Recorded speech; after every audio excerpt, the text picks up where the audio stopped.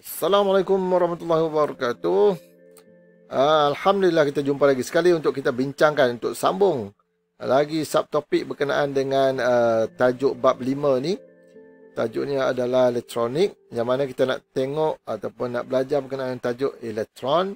Sebelum ni, kamu dah belajar berkenaan dengan pancaran termion dan dah pun belajar berkenaan dengan sinar katod. Alright. Sekarang ni macam mana kita nak kira halaju elektron yang mana dia bergerak dalam tube vacuum itu. Kita dah vacuumkan dia supaya dia tidak melanggar molekul udara. Sebab bila dia tidak melanggar molekul udara, dia akan menghasilkan halaju yang maksimum. Alright, jadi kita hari ini kita nak tengok macam mana kita nak mengira halaju elektron tersebut. Okey, so mari kita pergi kepada tajuk ni. Halaju elektron dalam tube sinar katod. Tenaga keupayaan elektrik. Tenaga keupayaan elektrik E pada elektron boleh ditentukan sebagai E sama dengan EV. Apa ni EV ni? Alright, E kecil ini adalah nilai elektron bagi satu cas elektron bernilai 1.6 kali 10 kuasa negatif 19 coulomb. Okey, ini nilai yang kita dah belajar. Ingat balik, kita dah belajar tajuk elektrik, Q sama dengan NE.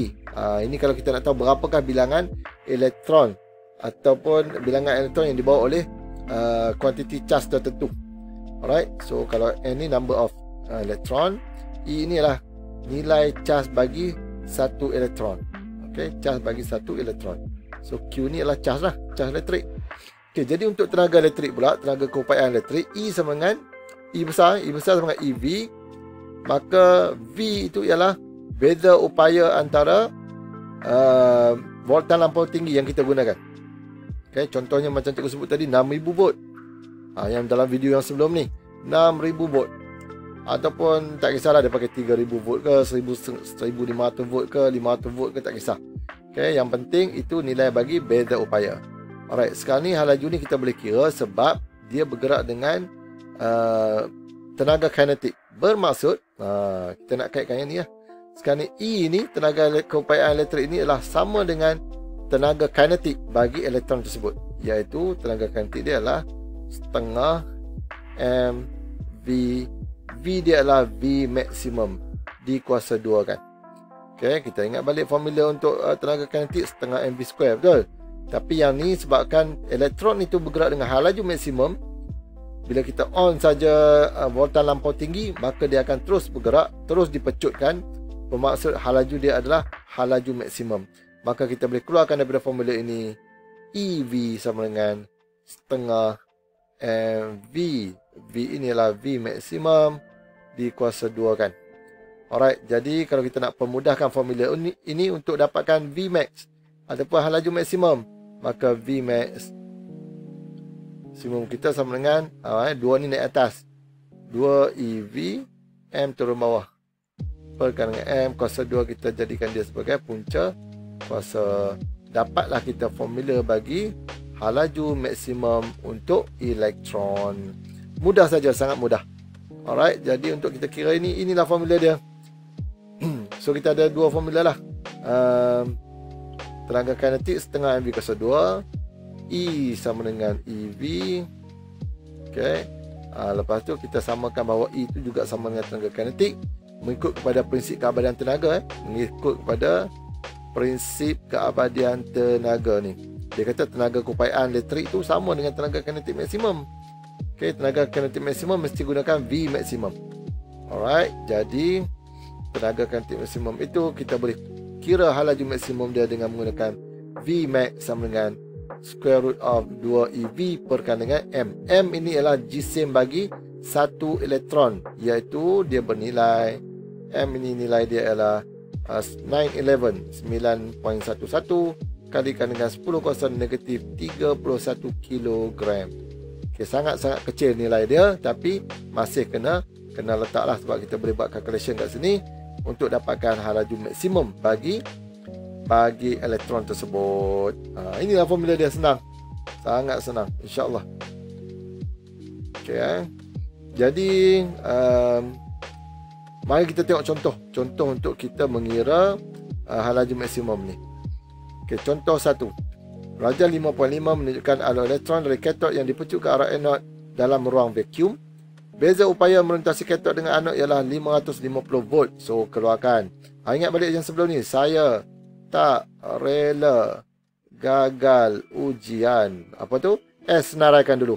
So, kita senaraikan. Apa yang dia bagi? V besar 550 volt. Lepas tu kita ada apa lagi? Jisim M dia bagi. M sama dengan 9.11 kali 10 kuasa negatif 31. Lepas tu dia bagi cas satu elektron E kecil E sama dengan 1.6 kali 10 kuasa negatif 19 coulomb. Lepas tu apa lagi? Itu je dia bagi. Sekarang ni soalan dia adalah yang A. Berapakah tenaga kupaian elektrik bagi suatu elektron? Tenaga kupaian elektrik E besar sama dengan EV. Maka kita pun buat calculation. Kita masukkan nilai. Lupa nak bagi tahu tadi. Yang kat atas ni. Saya tak rela gagal ujian ni apa maksud? S senarai. T tukarkan. Dalam kes ni tak perlu tukar apa-apa dah. Okay, contoh kalau kes yang lain dia bagi dalam minit, kena tukar pada saat. Kan? Tukarkan. Lepas tu rumus. Rumus apa kita nak pakai? Sekarang ni dia dah minta tenaga upaya elektrik. Kita pakai E besar sama dengan EV. Lepas tu kita gantikan. Masukkan apa yang kita ada ni. Kita ada E, kita ada V.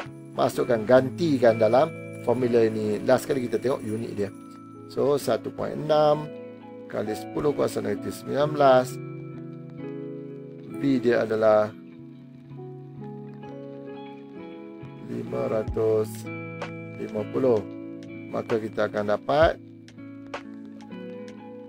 8.8 kali 10 kuasa negatif 17 Joule. Alright, dapatlah tenaga kupaian elektrik dia. Yang B pula dia tanya apa? Berapakah tenaga kinetik yang diperoleh elektron apabila tiba di anod? Tenaga kinetik sama dengan tenaga kupaian elektrik. Ini menurut apa? Prinsip keabadian tenaga. Maka nilai tenaga kinetik inilah sama juga 8.8 kalikan dengan 10 kuasa negatif 17 Joule juga tenaga kan? Unit dia adalah Joule. So tengok tadi unit dia Joule. Dan last sekali, berapakah laju maksimum elektron ketika sampai di anod? Ini baru kita nak kira berapa V kita.